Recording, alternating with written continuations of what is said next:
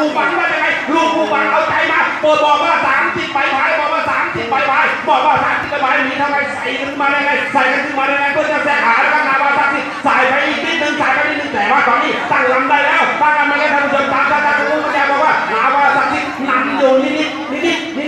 ดเลยจ้าตอนนี้ลูกปูบังก็ตั้งลำดีแล้วกัน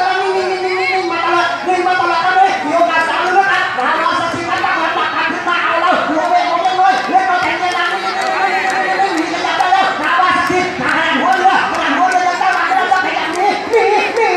เอาหนีได้ตลอดก่อนให้โดนผีต้องการเอาแต่ชุดกันเลยเอาเสีย โอ้ติ่งมาอะไรเรียบร้อย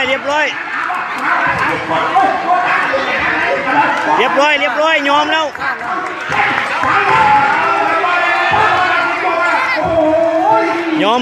ล้วปูบังยอมแล้วปูบังยอมรอบชิงชนะเลิศอำเภอพลวิสัยเหนือ30ขี่พายชิงถ้วยพระราชทาน